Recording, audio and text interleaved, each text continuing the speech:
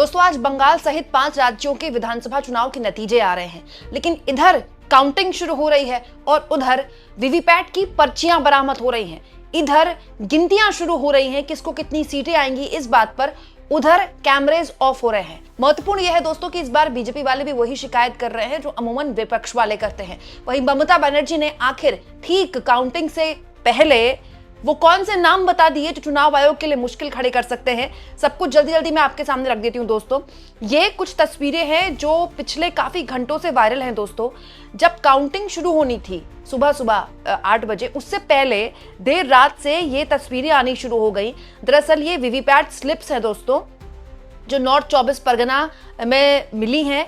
अब ये समझ में नहीं आ रहा है कि ये वीवीपैट पर्चियां कौन सी वाली हैं, जो डिस्पोज ऑफ करनी होती है वो वाली है, या फिर ये एक महत्वपूर्ण मामला हो सकता है। आपको याद होगा दोस्तों, जब बिहार में विधानसभा चुनाव की जब काउंटिंग होनी थी उससे पहले भी ऐसी पर्चियां मिली थी। मतलब पैटर्न बिल्कुल सेम हो गया, चाहे चुनाव कोई भी हो, हमेशा काउंटिंग से पहले इस तरह की वीवीपैट की पर्चियां मिलनी अब आम बात हो गई है। और जब से ये पर्चियां मिली उसके बाद से यहाँ पर जबरदस्त तरीके से विवाद हुआ, बवाल हुआ। हालांकि महत्वपूर्ण यह है दोस्तों कि इस तरह की पर्चियां मिलने की कोई एक पक्ष दावा नहीं कर रहा है, बीजेपी के लोग भी दावा कर रहे हैं। जैसे बीजेपी समर्थक सुधानिधि बंदोपाध्याय हैं, उन्होंने भी यहाँ पर कुछ पर्चियों की फोटोज शेयर की हैं और एक आए कि वीवीपैट की स्लिप्स मिली हैं नावपारा असेंबली में। अब बड़ा सवाल यह है कि बीजेपी वाले भी यही शिकायत कर रहे हैं जो अब तक विपक्ष वाले किया करते थे। इस बीच एक और बड़ी खबर तब निकल कर आ गई जब शशि पांजा, जो कि राज्य की बड़ी नेता हैं, पश्चिम बंगाल सरकार की मंत्री भी हैं, उनकी तरफ से यह वीडियो शेयर किया गया कि खुदीराम अनुशिला स्टेडियम में, जो कि कोलकाता में है, वहां पर काफी प्रोटेस्ट के बाद ये सब कुछ हुआ है। लेकिन उससे पहले यहां पर बार बार कैमरास बंद हो रहे थे। अब देखिए उन्होंने ये वीडियो शेयर किया है जिसमें जो नो वीडियो लिखा हुआ आपको दिखाई दे रहा है ना, ये वो स्ट्रांग रूम के बाहर के कैमरे हैं जिन पर लगातार अलग अलग जो पॉलिटिकल पार्टीज होते हैं उनके रिप्रेजेंटेटिव नजर बनाए रखते हैं।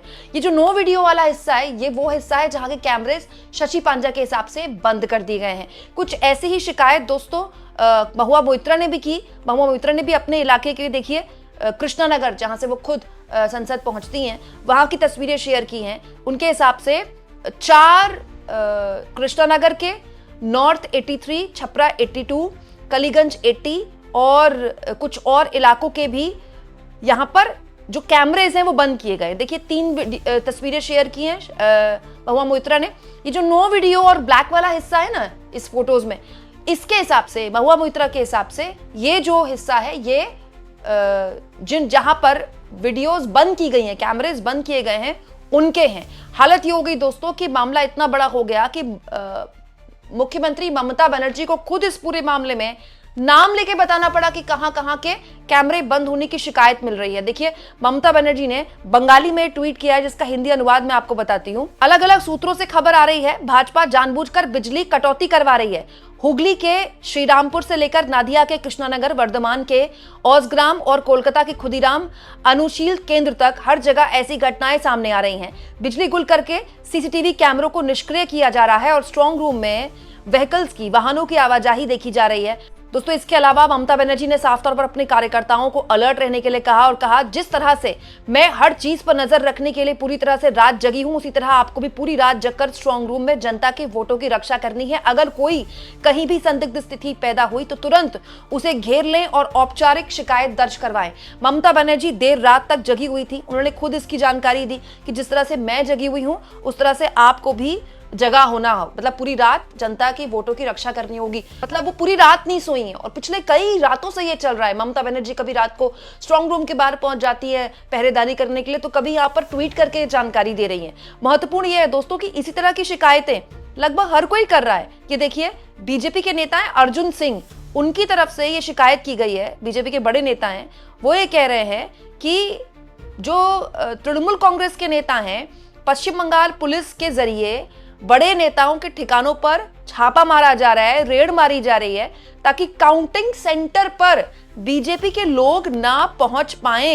ये देखिए चुनाव आयोग को शिकायत करते हुए अर्जुन सिंह क्या कह रहे हैं, और बकायदा अब वो ये कह रहे हैं कि उनके लोगों को काउंटिंग सेंटर में पहुंचने से रोका जा रहा है। वो कह रहे हैं, टीएमसी के नेता पार्थ भौमिक द्वारा दी गई सूचना के अनुसार डीसी उत्तर असीम खान और एसीपी बीजपुर सौमिनंद सरकार के नेतृत्व में पुलिस टीमें पुलिस टीमें, यहां पर देखिए बैरकपुर पुलिस को उन्होंने टैग किया है, उसके तहत आधी रात को बीजेपी के नेताओं राजू साहनी, अजीत सिंह और अन्य 3 के घरों पर छापेमारी कर रही है।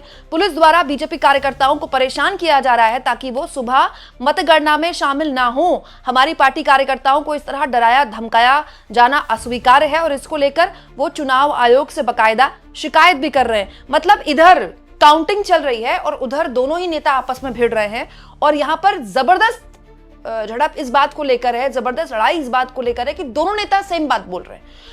दोस्तों ये बड़ा चिंताजनक है। दोस्तों आप ये समझ लीजिए दोस्तों कि काउंटिंग शुरू होने से पहले पूरी रात टीएमसी की कार्यकर्ता, नेता, उम्मीदवार हर कोई शिकायतों की अंबार वीडियो शेयर करके, फोटोज शेयर करके लगा रहा था। जैसे कुणाल घोष, आप इनको जानते होंगे, ये उम्मीदवार भी हैं इस वक्त टीएमसी के। कुछ दिन पहले इन्होंने धरना भी दिया था स्ट्रांग रूम के बाहर।